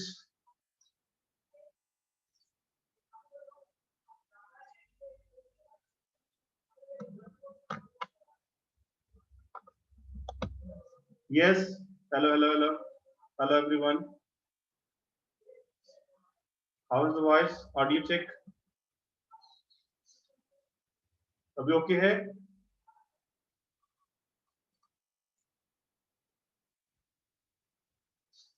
everyone देखिए, कम बैक टू टॉपिक पे आते हैं, ध्यान से देखिए। तो टॉपिक पे देखिए क्या है यहाँ पे, तो मैंने आपको ये बताया कि कोई सिस्टम है, सिस्टम में अगर सेंटर ऑफ मास का एक्सेलरेशन क्या है, 0 है। अगर सिस्टम में सेंटर ऑफ मास का एक्सेलरेशन 0 है तो इट्स नॉट नेसेसरी कि जो इंडिविजुअल पार्टिकल्स है उनका भी एक्सेलरेशन 0 हो, ये जरूरी नहीं है। क्या इतनी बात आपको समझ में आ रही है, ईच एंड एवरीवन सभी लोग बताइए, करेक्ट। तो इस बात को आप याद रखिए, लिखिए इस बात को अपने शब्दों में, if acceleration of center of mass is equal to 0, then it's not necessary that individual particles acceleration will be 0.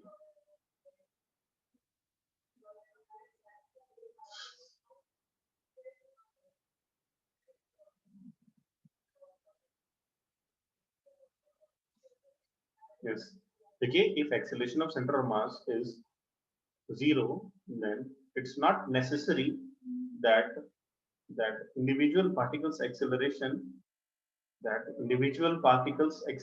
will be equal to 0. It's not necessary.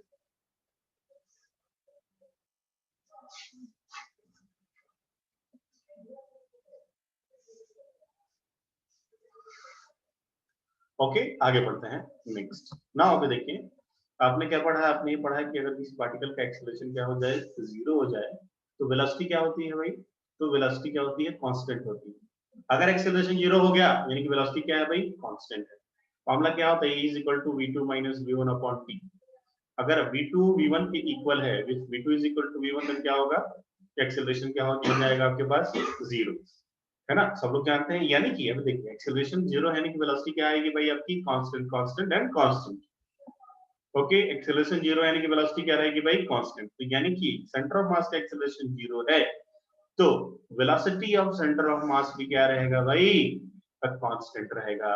Next line में लिखिए सभी लोग, वेरी इंपॉर्टेंट, डबल स्टार मारेंगे वहां पे। देखिए then the velocity of centre of mass will be constant, then the velocity of center of mass will be constant. Velocity of center of mass will be constant and individual particles velocity, जैसे a1 हो गया, a2 हो गया, a3 हो गया, इनका velocity constant नहीं होगा। तो देखेंगे but individual particles velocity will not be constant,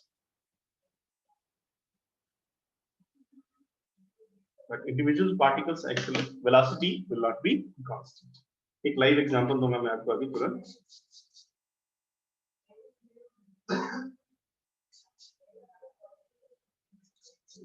Okay, any doubt till this point? कोई डाउट किसी बच्चे को, कोई डाउट?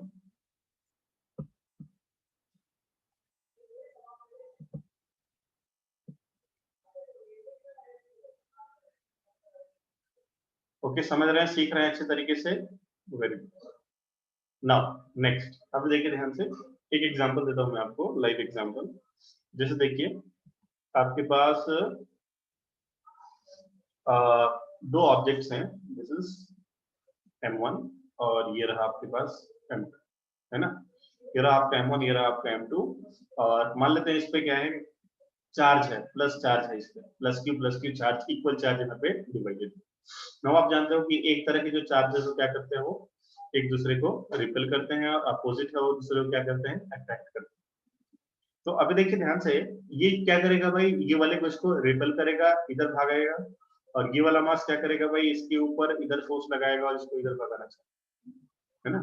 नाउ अभी देखिए ध्यान से, क्या है भाई, एक एक्शन रिएक्शन पेयर बन गया, है ना, कि तू मेरे पे फोर्स लगा, मैं भी तेरे ऊपर फोर्स लगाऊंगा। तो नाउ अगर इसके फोर्स को मैं बोलूं फोर्स ऑफ 1 ऑन 2, और इसके मैं फोर्स को बोलूं कि फोर्स ऑफ 2 ऑन 1, करेक्ट। तो अभी देखिए ध्यान से, इनका फॉर अगर फॉर्मूला आप निकालोगे तो फॉर्मूला क्या होता है भाई, फॉर्मूला होता है k q1 q2 upon r square. जैसे ये फॉर्मूला होता है ना ग्रेविटेशन का, g m1 m2 upon r square, वैसे ये फॉर्मूला होता है। तो अगर आप देखिए फोर्सेस की मैग्नीट्यूड की बात करें, तो फोर्सेस तो क्या है भाई, इक्वल ही है। फोर्सेस क्या है भाई, इक्वल है, यानी कि मैं बोल सकता हूँ F12 is equal to negative of F2, बोल सकते हैं बिल्कुल, दोनों फोर्स के इक्वल है और अपोजिट नेचर, एक का फोर्स इधर की तरफ है और एक का फोर्स इधर की तरफ है, तो मैं ये बोल सकता हूँ।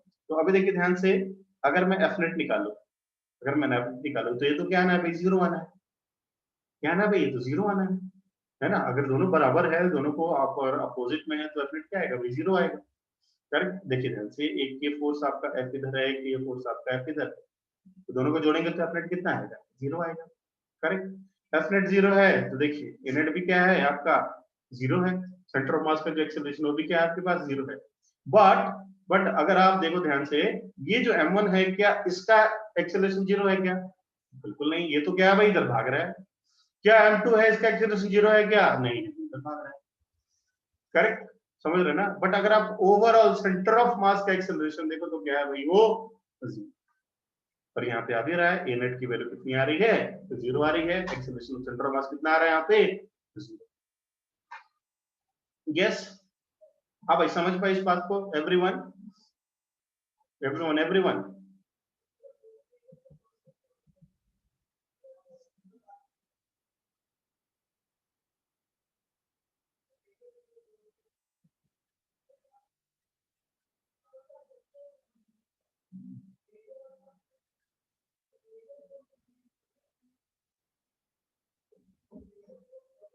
ओके, ना देखिए एक और एग्जांपल ले लीजिए यहाँ पे। यही एग्जांपल था, इलेक्ट्रोस्टैटिक्स का एग्जांपल ले लिया हमने।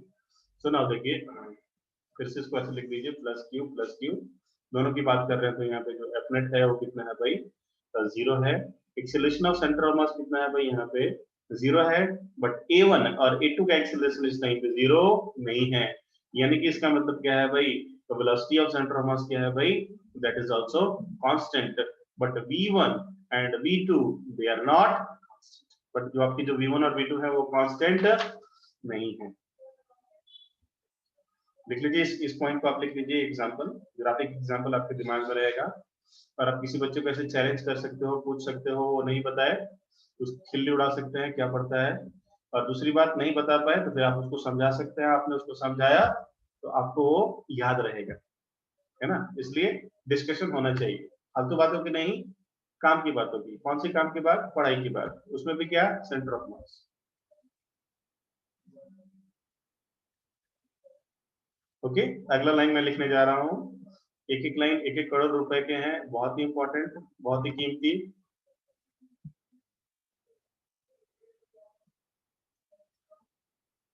नाउ नेक्स्ट आप देखिए, नेक्स्ट पॉइंट में क्या लिख रहा हूं, under these conditions, under these conditions, ये सारी परिस्थितियों के होते हुए, है ना, ध्यान से देखिएगा, ध्यान से देखिएगा, if system was, if system was,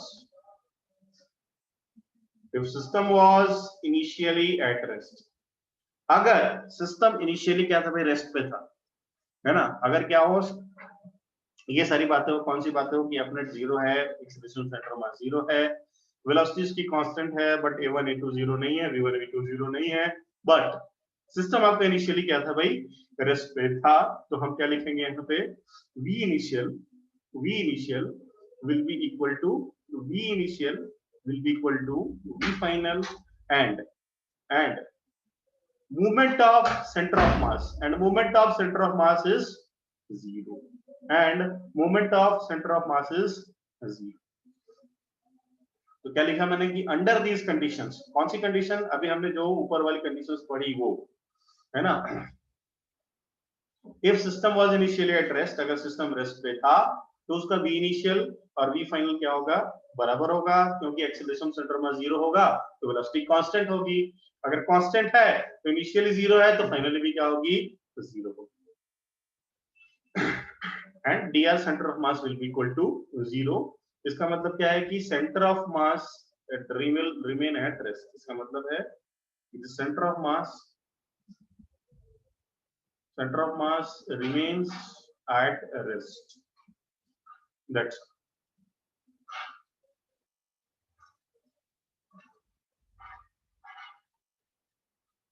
okay। any problem, कोई दिक्कत यहां तक? चलिए एक सवाल करेंगे, लास्ट सवाल करेंगे और विदा लेंगे आप सबसे, लेंगे मंडे को। एनी डाउट, कुछ डाउट हो आप पूछ लीजिए, आप ये लाइन क्यों लिखी, वो क्यों लिखा, ऐसा क्यों लिखा, any cross question you can do.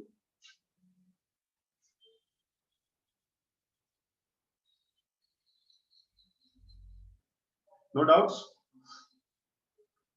आगे बढ़ते हैं। तो अभी यहाँ पे इसके बाद से ना थोड़े से कठिन सवाल शुरू होते हैं, है ना, कोई भी अगर आप छोटा भी सवाल दे दो ना तो क्या लगता है, थोड़ा सा कठिन ही लगता है, टफ लगता है। सो इसमें क्या है कि ये कॉन्सेप्ट आप ध्यान में रखो, और एक छोटा सा एग्जांपल मैं आपको भी जस्ट बता रहा हूँ, देखिएगा उसको ध्यान से, तो उस सवाल को हो सके हम अगली बार भी सॉल्व करेंगे, तो इसके बाद आप ना एग्जाम के लिए पढ़ाई कर सकते हो। तो जस्ट एक झलक देख लीजिए सवाल की। तो सवाल कैसे होते हैं, बहुत ही फेमस सवाल होते हैं, ऐसे हर बुक में आपको मिल जाएंगे। सपोज ये क्या है, एक डेंगी है, डेंगी का मतलब क्या बोलते हैं, नाव बोलते हैं, है ना। ये नाव कितनी है भाई, ये 4 मीटर, इसकी लेंथ कितनी है भाई, 4 मीटर। ओके, आप मुझे चैट में लिख के बताइएगा सभी लोग, अगर आप इसके ऊपर ऐसा चल रहे हैं, है ना, और हमने क्या रखा, इस नाव को हमने कहाँ रखा है, आपके घर का जो फ्लोर है ना, जो फर्श है आपके घर में, तो वहां पर रख दिया इसको, है ना, जस्ट ऐसे ही रख दिया, एक नाव है और आप इसके ऊपर वॉक कर रहे हो, क्या कर रहे हो भाई, वॉक कर रहे हो। तो क्या जो बोट है, बोट का डिस्प्लेसमेंट होगा क्या आपके रिस्पेक्ट में, लिख के बताइए, क्या बोट मूव करेगी आपके रेस्पेक्ट में? सूरज कह रहे हैं नो, सारे लोग बोल रहे हैं नो, वेरी गुड, अच्छा है। बट दूसरी कंडीशन, अब मैंने क्या कर दिया, आपके घर का जो फ्लोर है ना, आपके घर का जो फ्लोर है उस पे क्या कर दिया मैंने, बर्फ बिछा दी, बर्फ, है ना, बिल्कुल आइस का बना दिया, है ना, एकदम स्मूथ, बिल्कुल ही फ्रिक्शन नहीं है, जीरो के बराबर है। अब इस पे मैंने क्या कर दिया, इस नाव को यहाँ पे रख दिया। अब बोला कि चलो भाई सूरज, चलो भाई वॉक करो इस पे, है ना, क्या अभी बोट डिस्प्लेस होगा, अभी बोट का डिस्प्लेसमेंट होगा आपके रेस्पेक्ट में? हाँ जी, मूव करेगा नहीं करेगा एवरीवन? बिल्कुल मूव करेगा, है ना, हाँ मूव करेगा, एग्जैक्टली मूव करेगा। अगर आप देखो पानी में कोई ऐसा रखा हुआ है और आप उसे क्या करो, दौड़ जाओ, तो वो थोड़ा सा आगे पीछे डिस्प्लेस होगा, है ना, होता है ऐसा, है ना। तो देखिए अभी यहाँ पे आपसे एक सवाल ऐसे पूछेंगे, यहाँ पे आपके पास एक बोट है ना, बोट का जो मास है 40 kg है, और ये जो बोट है, इस बोट की जो लंबाई है दैट इज 4 मीटर। यहाँ पे एक व्यक्ति है 60 किलो, है ना, 60 किलो का है, और ये नाव किधर है भाई, पानी में है, झील में है, पानी में। अभी आपसे सवाल पूछते हैं, what distance, what will be the displacement of boat when, सवाल ऐसा है, what will be the displacement of boat when man will reach to the end of boat, to the end of boat, है ना, ऐसे सवाल इसमें पूछे जाते हैं। तो देखिए करने की बात क्या है, देखिए ध्यान से, अभी तक हमने जो थ्योरी पढ़ी उसके हिसाब से इसको हम सॉल्व करेंगे। तो थ्योरी हमने क्या पढ़ा कि अगर बॉडी पे एफ नेट जीरो हो तो acceleration centre of mass is zero, acceleration centre of मास अगर जीरो है तो velocity of centre of mass constant होती है। अगर एक्सेलरेशन जीरो है तो इसका मतलब ये नहीं कि इनिशियल पार्टिकल्स के इंडिविजुअल पार्टिकल का एक्सेलरेशन जीरो होगा, है ना। अगर इंडिविजुअल पार्टिकल का एक्सेलरेशन जीरो नहीं है तो इसका मतलब है उनकी वेलोसिटी भी कांस्टेंट नहीं है। बट अंडर दीज कंडीशंस, सारी कंडीशन को आप मिला लीजिए, तो अंडर दीज कंडीशंस क्या होता है भाई, अगर सिस्टम इनिशियली एट रेस्ट पे है तो फाइनली भी रेस्ट पे होगा, and centre of mass move नहीं करेगा, है ना। तो चलिए इसके हिसाब से लास्ट सवाल सॉल्व करेंगे, 2 मिनट और दे दीजिए। तो इसको अभी ऐसे सॉल्व करेंगे। तो देखिए इसको सॉल्व करने के लिए ना बच्चों को बोलता हूँ कि आप बार बार ना जो यहाँ पे जो कॉन्सेप्ट है ना उसको आप लिख, है ना। तो देखिए system is initially at rest, हाँ भाई करेक्ट। सिस्टम पे एफ नेट क्या है भाई, जीरो, बिल्कुल जीरो है। Acceleration of centre of mass क्या है भाई, जीरो है। तो यानी कि velocity of centre of mass क्या है भाई, जीरो है। यानी कि v initial will be equal to v final, है ना, मानी कभी वेलोसिटी जीरो है, कुछ भी यहाँ पे चेंज नहीं हुआ। इसका मतलब सेंटर ऑफ मास का मूवमेंट क्या है भाई, जीरो है, सेंटर ऑफ मास अपनी पोजीशन से मूव नहीं हुआ है, सेंटर ऑफ मास अपनी पोजीशन से मूव नहीं हुआ है, करेक्ट। नाउ तो आपके पास ये फॉर्मूला है, ये कॉन्सेप्ट आपको दिख रहा है। सिस्टम रेस्ट पे है, हाँ भाई रेस्ट पे है, इनिशियली रेस्ट पे है। सिस्टम पे कोई अपनेट लग रहा है क्या, ना जी ना, बिल्कुल नहीं लग रहा है। तो एक्सेलरेशन है क्या, बिल्कुल नहीं। वेलोसिटी है क्या सेंटर ऑफ मास का, बिल्कुल नहीं। तो जो इनिशियल वेलोसिटी थी वही फाइनल होगी, और सेंटर ऑफ मास अपनी पोजीशन से मूव नहीं करेगा। तो कैसे सॉल्व करेंगे, इसको कैसे सॉल्व करेंगे, r centre of mass equal two plus m2r2 upon m1 plus m2, है ना। तो यहाँ पे क्या लिखेंगे भाई, फिर मूवमेंट की बात आ रही है तो लिखेंगे dr centre of mass equal to m1 dr1 plus m2 dr2 divided by m1 plus m2। Okay, तो सेंटर ऑफ मास का कुछ भी डिस्प्लेसमेंट नहीं हो रहा है तो इसको dr पे तो इसकी वैल्यू क्या हो जाएगी, जीरो। तो हो गया zero is equal to m1 dr1 plus m2 dr2 divided by m1 plus m2। तो अब यहाँ पे सिंपली मैं ऐसे लिख सकता हूँ m1 dr1 plus m2 dr2 is equal to zero, खत्म। m1 क्या है, इंसान, m2 क्या है, बोट। तो लिख दीजिए यहाँ पे इंसान हो गया आपका 60, है ना, और यहाँ से इसको आप क्या करेंगे, सॉल्व कर लेंगे। अभी जो नेक्स्ट जो पॉइंट है उसमें भी थोड़ा सा कॉन्सेप्ट है, तो यहाँ की इसके बाद से आप आसानी से सॉल्व कर। ओके एवरीवन, है ना, टाइम खत्म हो गया इसके लिए मैं आगे नहीं ले रहा। ओके तो इसके बाद हम क्या करेंगे, इससे हम इसको सॉल्व करेंगे। ओके तो जस्ट एक बार मैं आपको रिवाइज करा दूं, क्या रिवाइज किया, आज क्या क्या पढ़ा आज हमने। तो कंटिन्यूअस बॉडीज के सेंटर ऑफ मास देखे, है ना, इन द सिनेमा फॉर्म, उसको याद भी किया हमने। नहीं, इसको मैं ना सॉल्व करने का एक अलग तरीका है, इसमें थोड़ा सा कॉन्सेप्ट और इन्वॉल्व है, मैं आपको नेक्स्ट क्लास में बताऊंगा। तो हमने वो देखा, फिर हमने वेलोसिटी ऑफ सेंटर ऑफ मास देखा, एक्सेलरेशन सेंटर ऑफ मास देखा, फॉर्मूले काफी आसान है उनके। और फिर उसके बाद हमने ये आज का मोस्ट इंपॉर्टेंट कॉन्सेप्ट है, जो भी मैंने आपको जो थ्योरी लिखाई, F net is equal to 0 the acceleration of centre of mass 0, ये बहुत बहुत बहुत क्या है इंपॉर्टेंट है ना। तो इसको आप स्टार मार्क करके लिखिए, याद कीजिए, और बार बार आप रिवाइज भी करो। Okay. Okay. Thank you very much. Any doubts you can ask?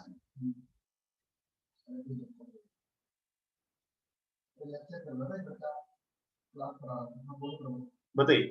Yes, आलोक बताइए डाउट। लिखिए आलोक, डाउट लिखिए।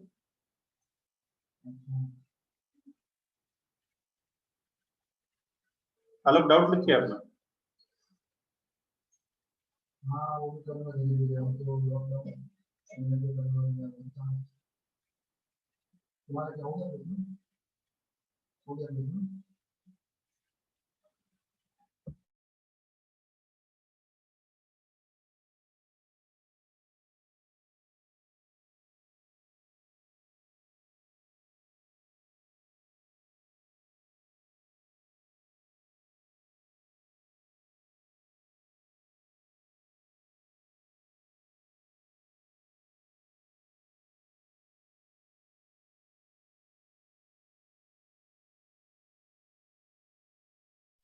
आलोक बोट वाला सवाल या फिर कौन सा पूरा होल टॉपिक? सिर्फ बोट वाला सवाल समझना है या फिर ये पूरी कहानी, ये वाली होल? चलिए फिर से देख लेते हैं होल, है ना। बोट वाला तो हम अगले क्लास में करेंगे। देखिए क्या है सिस्टम, है ना। मान लीजिए यहाँ पे एक आपके पास एक है एक सिस्टम, है ना, और अभी ये पार्टिकल मान लीजिए ऐसे जा रहा है और ऐसे आगे भी जा रहा है। तो साइकिल का मूवमेंट देखते हो, साइकिल का जो मूवमेंट है वो कैसा होता है, वो साइकिल का पहिया ऐसे भी घूमता है और साइकिल की आगे की तरफ भी जाता है ना। तो अगर हम देखें तो हर पॉइंट का एक्सेलरेशन कुछ ऐसे आता है ना। आपने देखा है कि सेंट्रीपिटल होता एक्सेलरेशन होता है, सेंट्रीफ्यूगल एक्सेलरेशन होता है। तो अगर हम बात करें, इसकी बात करें, तो ये पार्टिकल आगे भी जा रहा है और ये पार्टिकल ऐसे भी घूम रहा है। अभी देखो ध्यान से, अगर ये इसको हमने ऐसे घुमा दिया, है ना, तो यहाँ पे ये वाला जो पॉइंट है, अभी ये क्या होगा, तुरंत इसको नीचे खींचेगा, नीचे की तरफ जाएगा, है ना। तो कहने की बात क्या है कि ये जो चारों पॉइंट्स है ना, इनका एक्सेलरेशन क्या है भाई, अलग अलग है। इनका एक्सेलरेशन क्या है, सबका अलग अलग, है ना। ये पॉइंट का एक्सेलरेशन इधर इधर, और ये देखिए ये आगे तो जाएगा ही और ऊपर भी जा रहा है ना। तो अब देखिए इन सारे पॉइंट का एक्सेलरेशन क्या है भाई, अलग अलग, है ना। तो मैंने आपको ये बताया कि हो सकता है कि सारे एक्सेलरेशन को मिला के ए नेट जो हो सकता है 0 हो सकता है, सेंटर ऑफ मास का एक्सेलरेशन 0 हो सकता है ना। बट ये इंडिविजुअल का एक्सेलरेशन क्या होगा भाई, 0 नहीं होगा। इंडिविजुअल का एक्सेलरेशन 0 नहीं होगा। हो सकता है इसका +1 हो, इसका हो -1, तो इसका +2 हो, इसका -2 हो। तो सबको मिला के, है ना, सबको मिला के क्या होगा, एक्सेलरेशन 0 हो गया। बट इंडिविजुअल्स के एक्सेलरेशन 0 नहीं है, नहीं है, नहीं है, नहीं है, नहीं है ना। तो अभी देखिए हमने ये लिखा कि ए सेंटर ऑफ मास हो गया आपका 0। ए सेंटर ऑफ मास अगर 0 है तो इसका मतलब क्या होगा, velocity of centre of mass क्या होगा भाई, कांस्टेंट, है ना। वेलोसिटी अगर क्या है, कांस्टेंट है, तभी तो एक्सेलरेशन क्या होगा, 0 होगा। करेक्ट। तो सेंटर ऑफ मास का एक्सेलरेशन 0 है, वेलोसिटी क्या है भाई, कांस्टेंट, है ना।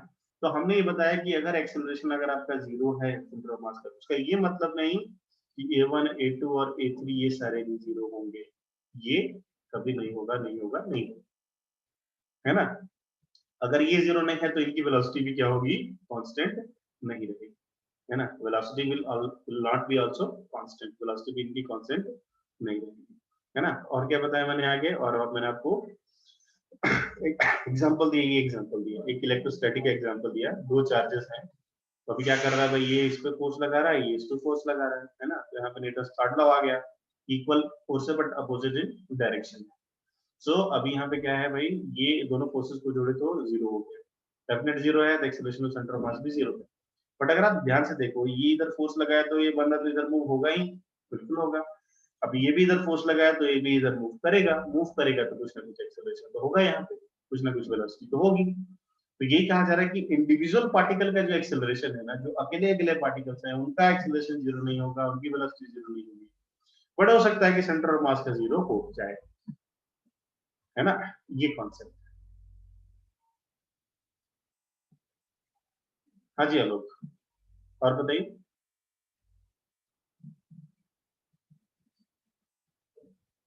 यस आलोक, डाउट और बताइए। यस, और बच्चों किसी कुछ पूछना है? देखिए next lecture is very important, exciting, जिसमें आईआईटी जेईई के क्वेश्चंस करेंगे हम, और बहुत आसानी से आप सॉल्व कर पाएंगे direct. Okay, thank you very much, vending meeting है। हरी बोल।